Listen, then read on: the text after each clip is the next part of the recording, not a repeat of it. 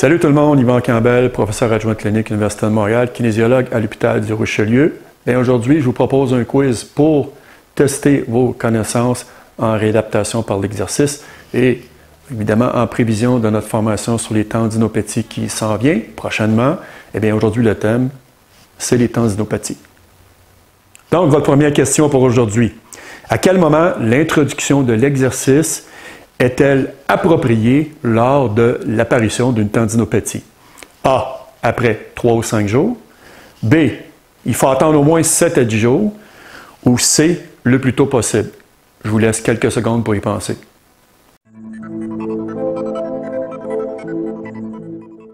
La réponse, c'est le plus tôt possible. Et ça va sembler contre-intuitif pour certains d'entre vous, mais la littérature scientifique contemporaine en 2025 est claire là-dessus. Okay?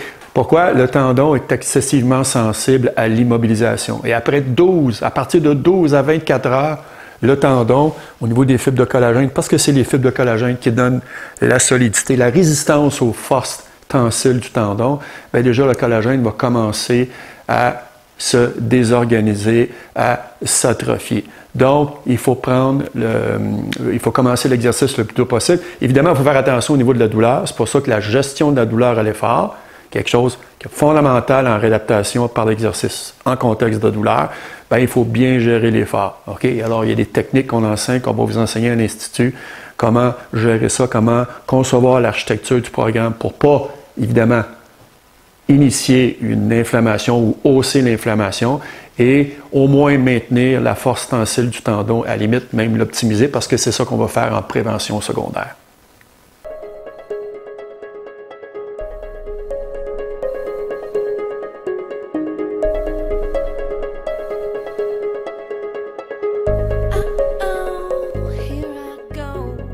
Au niveau du système musculo-squelettique, on sait qu'il y a 3 types de lésions qui peuvent survenir.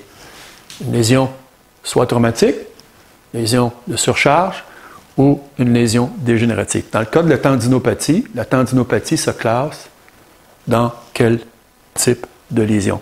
Quelques secondes.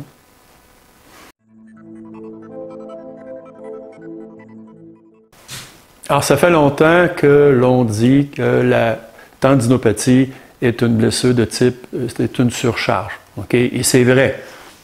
La surcharge, ce que ça veut dire, c'est que tous les tissus humains, incluant le tendon, les tissus sont toujours en remodelage. C'est-à-dire qu'il y a un équilibre entre le catabolisme, dégradation du tissu, et l'anabolisme, la reconstruction du tissu.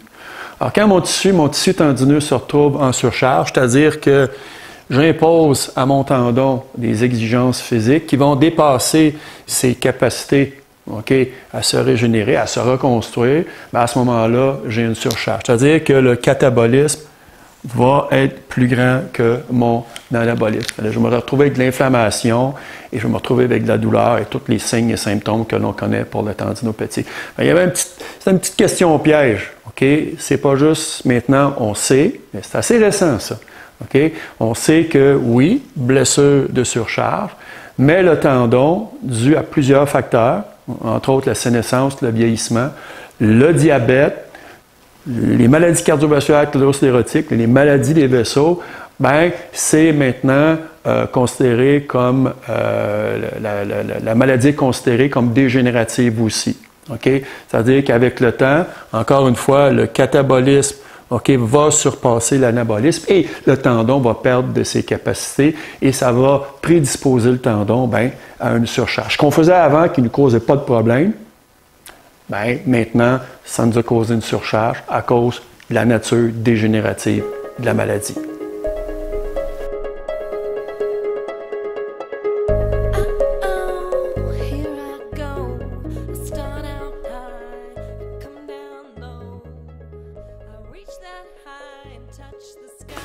La dernière question pour aujourd'hui, est-ce vrai qu'il faut toujours commencer avec des exercices de stretching, des exercices d'étirement avant d'initier les exercices de renforcement dans le cas des tendinopathies? Quelques secondes pour y penser.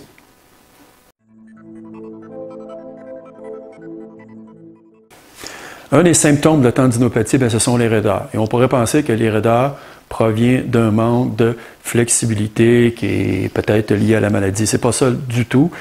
Les raideurs proviennent surtout de certains tendons qui possèdent une gaine synoviale. Ces gaines synoviales-là sécrètent du liquide synovial par des cellules qu'on appelle les synoviocytes.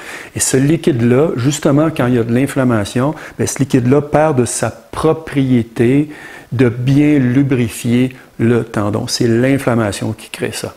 OK? Donc, au niveau du stretching, c'est pas la bonne façon, c'est qu'il faut diminuer l'inflammation. OK?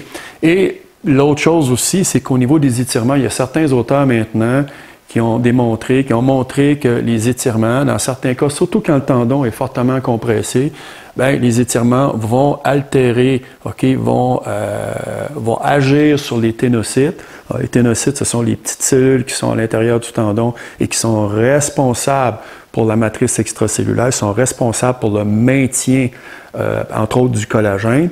Donc, si ces petits ténocytes-là se mettent à sécréter des cytokines, ça va augmenter l'inflammation. Donc, étirement, altération du comportement du ténocyte, production de cytokines, augmentation de l'inflammation.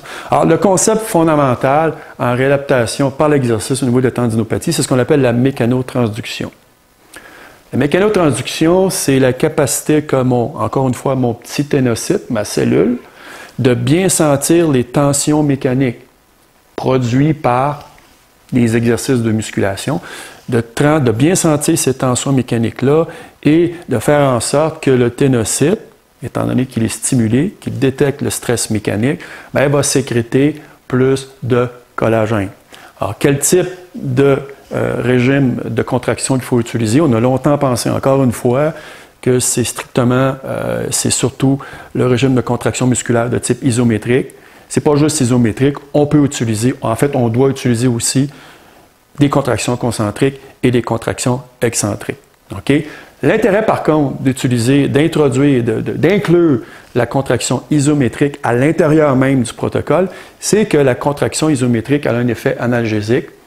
Ceux qui ont suivi le cours de base en gestion de la douleur savent que la théorie du portillon, on va en reparler dans le cours, mais c'est ce qui fait en sorte que la contraction isométrique peut avoir un effet analgésique. Donc, dans notre contraction, ce n'est pas une mauvaise idée d'avoir une phase isométrique pour stimuler, avoir un effet analgésique.